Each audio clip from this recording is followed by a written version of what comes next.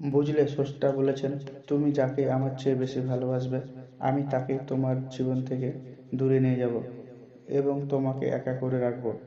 তিনি আরও বলেছেন, কখনো বলবে না আমি তাকে ছাড়া বাঁচব না, তবে আমি তাকে ছাড়াই তোমাকে বাঁচাবো এবং পেছনে অনুভূত সব আবেগ কেড়ে নিয়ে তোমাকে দিব্যি সামনে নিয়ে যাব।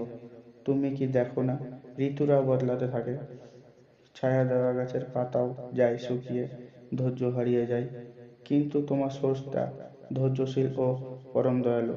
সে ঝরে যাওয়া পাতার ডাল থেকেই আবার সবুজ পাতা গজায়। তুমি কি দেখো না তোমার স্রষ্টার এই নিদর্শন? যে মানুষটা তুমি নিজের অংশ ভাবতে, সেই মানুষটা একদিন অচেনা হয়ে যায়, তোমার মন ভেঙে যায়, এমনকি তোমার বন্ধু শত্রুতে পরিণত হয়, আর শত্রু খানিক সময় পরে পরিণত হয় বন্ধুত্বে। যে মানুষটিকে নিজের জীবন চেয়ে বেশি ভালোবাসতে, সেও প্রতারণা করে। তবে তুমি কেন স্রষ্টার বিমুখ হয়ে মানুষকে ভরসা করো?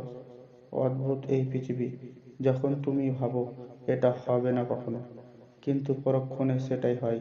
সেটা হবার নয় কি? তুমি বলো আমি পারবো, অথচ তুমি পারো। এবং সবচেয়ে বিচিত্র বিষয় হচ্ছে, তুমি বলতে থাকো আমি মরে গেছি, অথচ তুমি বেঁচো। অথচ তুমি বেঁচে থাকো, তোমার স্রষ্টা তোমাকে বাঁচায়, তোমার স্রষ্টা তোমাকে বাঁচিয়ে রাখে।